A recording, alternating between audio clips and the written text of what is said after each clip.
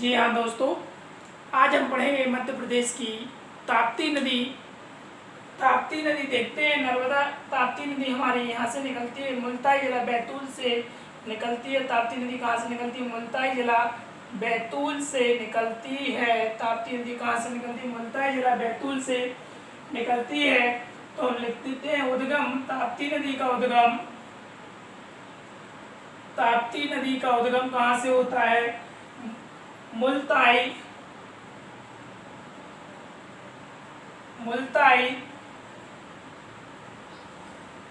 बैतूल। ताप्ती नदी का उद्गम होता है मुल्ताई। यहाँ पर मुल्ताई बैतूल है। यहाँ पर ताप्ती नदी कहाँ से निकलती है? मुल्ताई जिला बैतूल से निकलती है। और अंत कहाँ हो जाता है?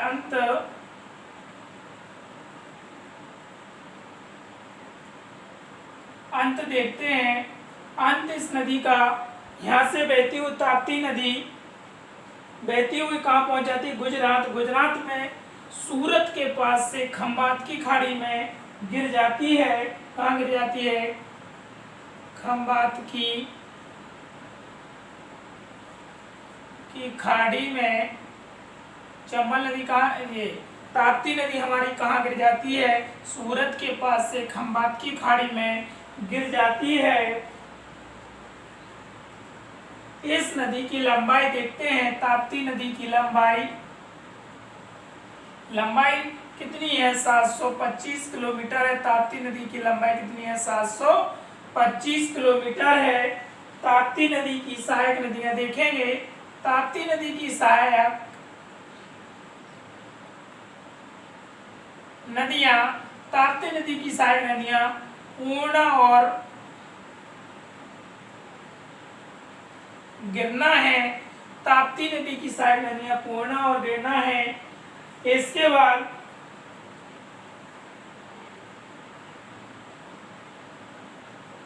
ताप्ती नदी कैसी बहती है? पूर्व से पश्चिम की ओर बहती है।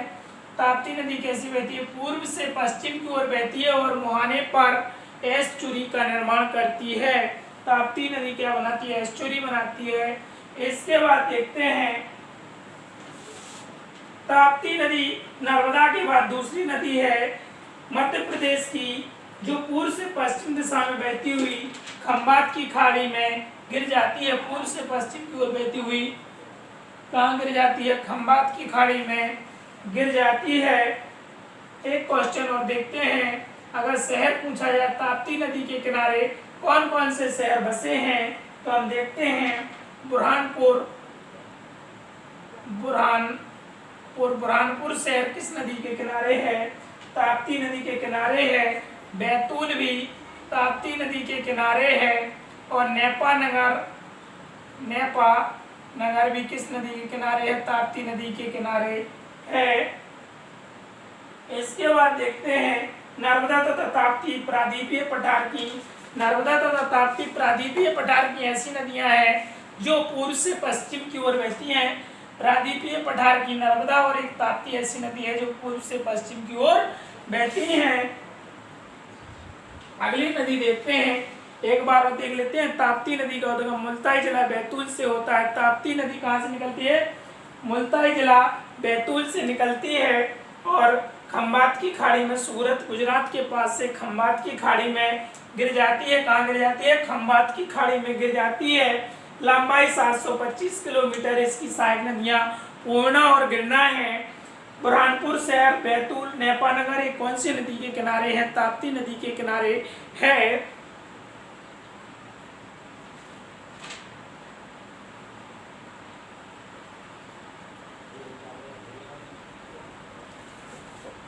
अगली नदी देखते हैं, सोन नदी देखेंगे।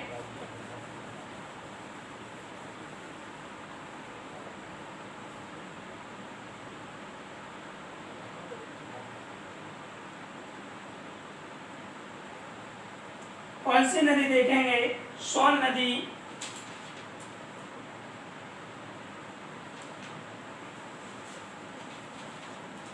सोन नदी का उद्गम, सोन नदी, इसको एक नाम से और जाना जाता है, सोन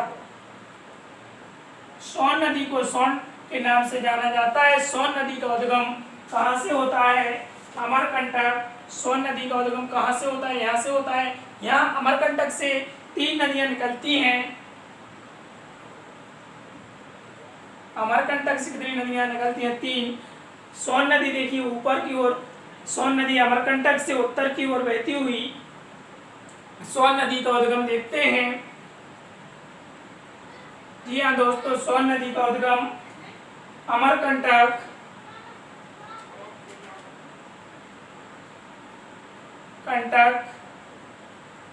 जिला अनूपपुर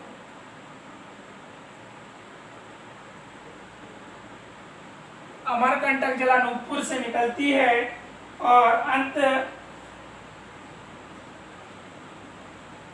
सोन नदी का अंत यहाँ से बहती हुई अमरकंटक से उत्तर की ओर, इसके बाद इधर बिहार में दीनापुर नामक स्थान है या दानापुर बोलते हैं, दानापुर नामक स्थान है, वहाँ पर गंगा नदी में मिल जाती है। सोन नदी कहाँ मिल जाती है? बिहार में पटना के बिहार में पटना के समीप दानापुर में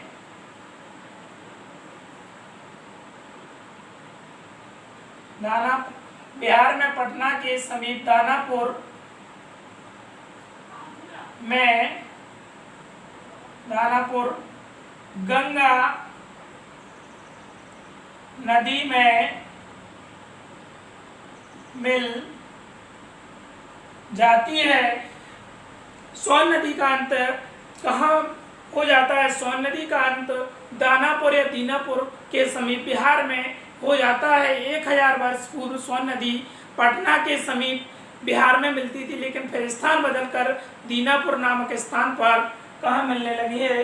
ये बिहार में मिलने लगी है।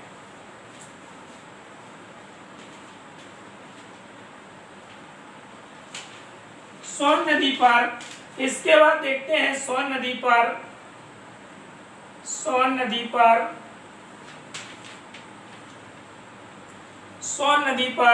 बाणसागर बांध बना है। बाणसागर बांध कहाँ बना है? देवलोक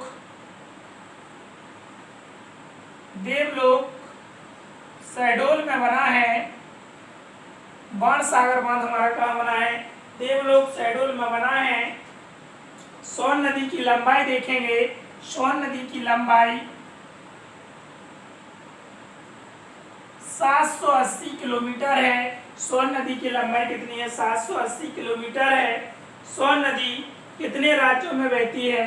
सोन नदी 3 राज्यों में बहती है, मध्य प्रदेश, उत्तर प्रदेश और बिहार राज्य में बहती है। सोन नदी कितने राज्यों में बहती है?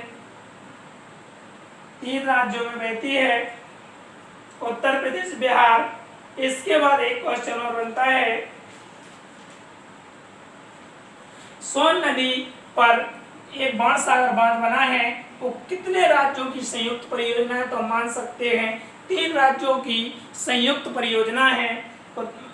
मध्य प्रदेश, उत्तर प्रदेश, बिहार, 3 राज्यों की संयुक्त परियोजना है। सोन नदी देखिए अमरकंटक से निकलती है और कहाँ? ये उत्तर की ओर बहती हुई फिर कहाँ प्रवेश कर जाती है? बिहार में प्रवेश कर जाती है। उद्गम अमरकंटक से होता है अनूपपुर में और अंत बिहार में पटना के समीप दानापुर में गंगा नदी में मिल जाती है। सोन नदी पर बाणसागर बांध बना हुआ है। सोन नदी पर कौन सा सागर बांध बना है? बाणसागर, जो कहाँ बना है? देवलोक शहडोल में बना है। इसकी लंबाई 780 किलोमीटर है। और सोन नदी कितने राज्यों में बहती है? सोन नदी 3 राज्यों में बहती है, मध्य प्रदेश, उत्तर प्रदेश और बिहार राज्य में बहती है। इसके बाद अगली नदी देखते हैं,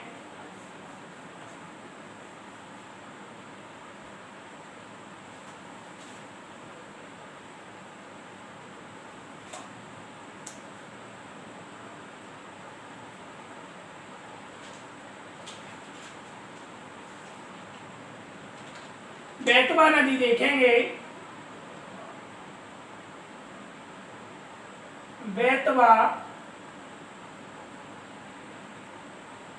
बेतवा नदी देखते हैं। बेतवा नदी हमारे रायसेन के कुम्हरा गांव से निकलती है।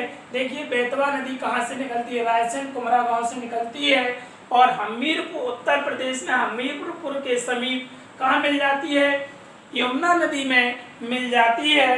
तो हम देखते हैं बेतवा नदी का उद्गम बेतवा नदी का उद्गम रायसेन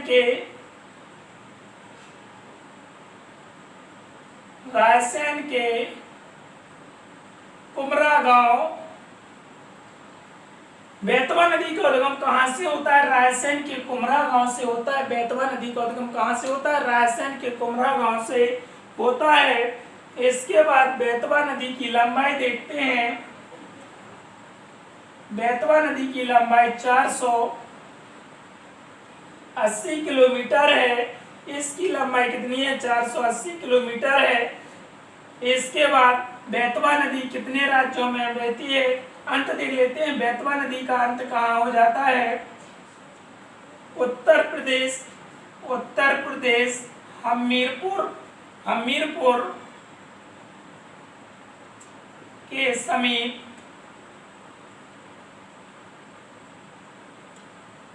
यमुना नदी में हो जाता है। उत्तर प्रदेश हमीरपुर, यहाँ हमीरपुर है, कहाँ पर, यहाँ पर। और बेतवा नदी यहाँ से बहती हुई रायसेन से कहाँ मिल जाती है, अंत कहाँ हो जाता है, उत्तर प्रदेश में हमीरपुर के समीप यमुना नदी में हो जाता है। इसकी सहायक नदियां देखते हैं। बेतवा नदी की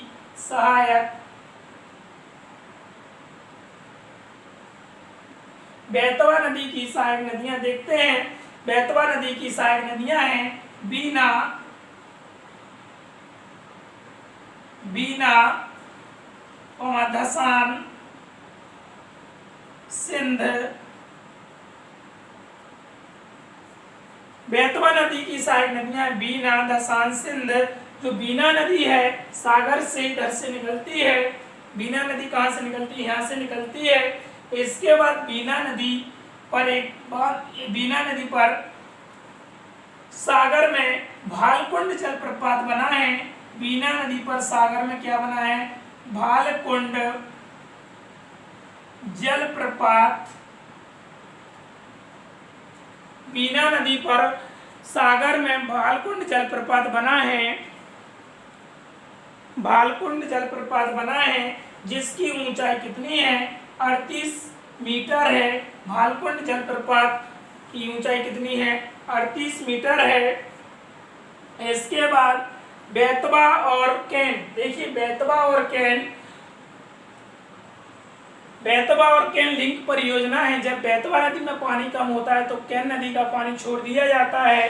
जब कैन नदी में पानी कम होता है तो इसमें बेतवा नदी में जब कैन नदी में पानी कम होता है तो बेतवा नदी का पानी छोड़ दिया जाता है। बेतवा और कैन लिंक परियोजना है। इसके बाद देखते हैं बेतवा नदी के किनारे शहर देखेंगे। बेतवा नदी कुम्हरा गांव रायसेन से बहती हुई विदिशा, सांची का स्तूप रायसेन में बना है। और सांची का स्तूप का निर्माण किसने करवाया था, राजा अशोक ने करवाया था। सांची का स्तूप पूछा जाए तो किस नदी के किनारे है, बेतवा नदी के किनारे है। इसके बाद ओरछा देखते हैं। ओरछा भी हमारा बेतवा नदी के किनारे है, जहाँ पर लाला हरदौल की समाधि है, राम लला का मंदिर है। जहांगीर महल भी ओरछा में है। और इसके बाद देखते हैं अगली नदी, एक पॉइंट और है महत्वपूर्ण। बेतवा नदी को मध्य प्रदेश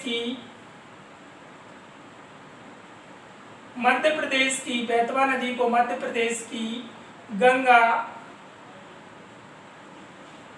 कहा जाता है। बेतवा नदी को मध्य प्रदेश की गंगा कहा जाता है। प्रदूषण के आधार पर बेतवा नदी को मध्य प्रदेश की गंगा कहा जाता है। किसके आधार पर, प्रदूषण के आधार पर मध्य प्रदेश की गंगा कहा जाता है। इसके बाद देखते हैं अगली नदी देखेंगे हम, क्षेप्रा नदी।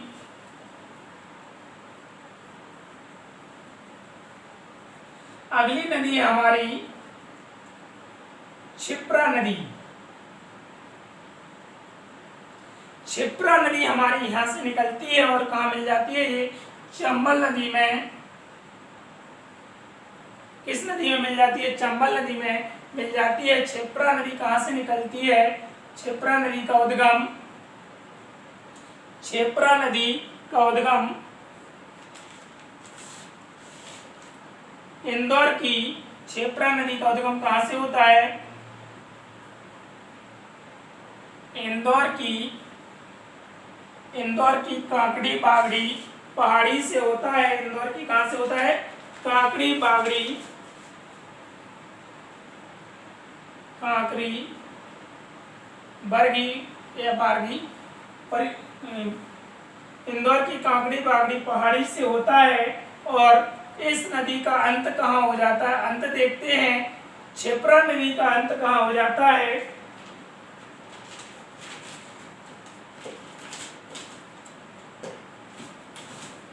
क्षिप्रा नदी का अंत हो जाता है मंदसौर में, चंबल नदी में हो जाता है। क्षिप्रा नदी का अंत कहाँ हो जाता है? मंदसौर में चंबल नदी में हो जाता है। क्षिप्रा नदी का अंत कहाँ हो जाता है? मंदसौर में। और ये मालवा की गंगा भी कहा जाता है। इस नदी को क्या कहा जाता है? मालवा की गंगा कहा जाता है। क्षिप्रा नदी को मालवा की गंगा कहा जाता है। क्षिप्रा नदी को क्या कहा जाता है? मालवा की गंगा कहा जाता है। क्षिप्रा नदी को क्या कहा जाता है? मालवा की गंगा कहा जाता है। इसके बाद इस क्षिप्रा नदी की सहायक नदी है। क्षिप्रा नदी की सहायक नदी क्या है? खान नदी है। सहायक नदी कौन सी है? खान है। कौन सी है? खान नदी। खान नदी के किनारे इंदौर शहर स्थित है। क्षिप्रा नदी की सहायक नदी कौन सी है? खान नदी है। इसके बाद क्षिप्रा नदी के तट पर उज्जैन शहर स्थित है, जहाँ पर महाकालेश्वर मंदिर है। 12 वर्ष में यहाँ पर हर 12 वर्ष में कुंभ का मेला लगता है। 12 ज्योतिर्लिंगों में से एक ज्योतिर्लिंग है अपने कहाँ पर है? महाकालेश्वर उज्जैन में है। और एक ज्योतिर्लिंग आपकी ओमकारेश्वर में है। लेकिन जो क्षिप्रा नदी के तट पर उज्जैन शहर स्थित है, 16 समुद्र मंथन के 16 महारत्नों का बंटवारा कहाँ हुआ था? क्षिप्रा उज्जैन के तट पर हुआ था। हमारी क्षिप्रा नदी यहाँ से निकलती है और कहाँ? मंदसौर में मिल जाती है। मंदसौर में मिल जाती है। और मालवा की गंगा क्षिप्रा नदी को कहा जाता है। खान नदी इसकी सहायक नदी है। इसके बाद देखते हैं तवा नदी देखेंगे।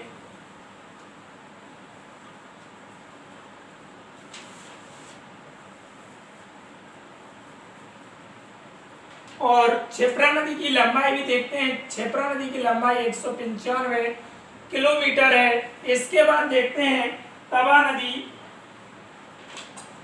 तवा नदी देखते हैं। तवा नदी हमारी यहाँ से निकलती है और यहाँ मिल जाती है नर्मदा नदी में। तवा नदी का उद्गम पंचमढ़ी। तवा नदी का उद्गम कहाँ से होता है? तवा नदी का उद्गम पंचमढ़ी